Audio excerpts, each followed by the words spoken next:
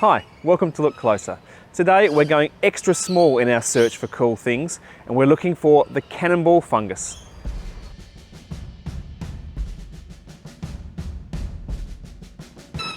The organism we're looking for today is Sphaerobolus stellatus, the cannonball, artillery or shotgun fungus. All of those are really cool names for such a tiny fungus. And they are tiny. The fruiting bodies for this species are between 1 and 3 millimeters across, so it's not something you're going to see every day. In fact, most people don't even realise they're there until they start seeing the effects of this little fungus.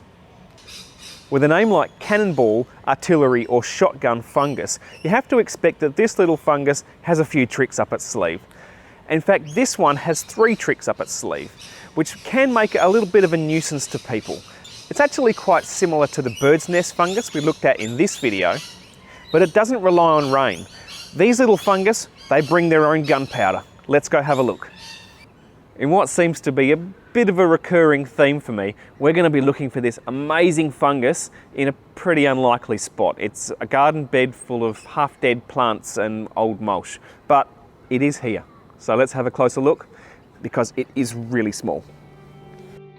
It is just about here. There's one here and there's a few little mats of old ones here.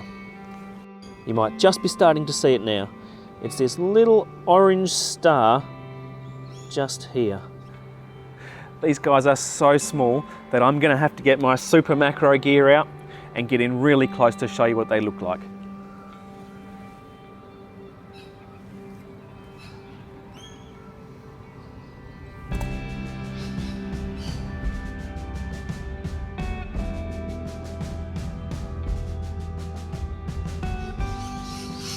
All right, now that we've seen just how small it is, I've just picked it up. And it's on that tiny little bit of bark there. And there are more around growing on the sand and the other bits of wood mulch, but this is probably the best conditioned one.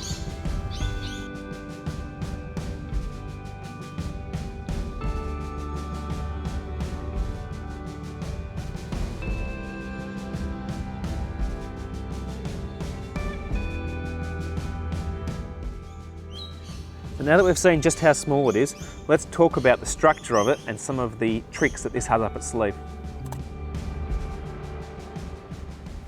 So each little ball is an individual fruiting body, like an individual mushroom.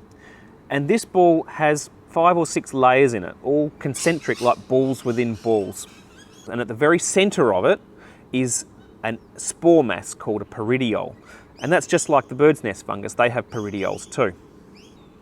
As the fruit matures, it goes from being a closed ball just to opening up at the top in a little star shape, and that's what gives its species name, stellatus, is that star shape. And once it's split, the cannon will start to charge. One of the layers close to the outside of the ball starts to change its composition. It becomes liquid and it increases its internal pressure in a process called osmosis.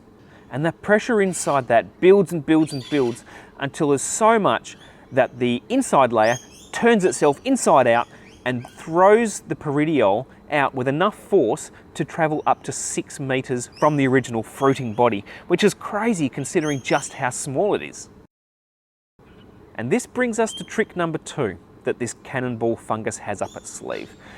Immediately surrounding the peridiole is a sticky, gooey layer that gets shot off with the peridiole as it flies up to 6 meters away. So what does this layer do? Well, it sticks the peridiole to things. So it could be leaves, it could be bark, it could be mulch, it could be a tree. If it's very lucky, it might even shoot a passing animal. And this is a fantastic trick to aid in spore dispersal for something this small. All right, the final trick is what really gets these cannonball fungus into people's bad books. Despite that it's a fungus and it has no eyes and no brain, the cannonball fungus can actually aim its cannonballs, which is amazing. As the fruits are growing, they're what's called phototropic. They grow towards the light. So when they mature and fire, they'll usually fire towards the brightest part of their environment. Imagine you've got a garden bed full of cannonball fungus near your nice white house or car. You come out one morning and your beautiful white house is plastered with tiny brown staining sticky things. You're not going to be very impressed, are you? And unfortunately, if you've missed the firing event and the sticky balls have dried, they are next to impossible to get off. Now, there are lots of suggestions on the net about how to get rid of these cannonball fungus that are stuck to the side of your house. But really, I hope you just don't have an issue with them to start with. For me, I'm just happy to admire these little cannonball fungus for their incredible complexity packed into such a tiny, tiny package. They really are amazing little fungus. I must say a big thanks to Lawton and Roz for finding these cannonball fungus and for taking the time out to show me where they are. That's all I have for you today, folks. We'll see you next time.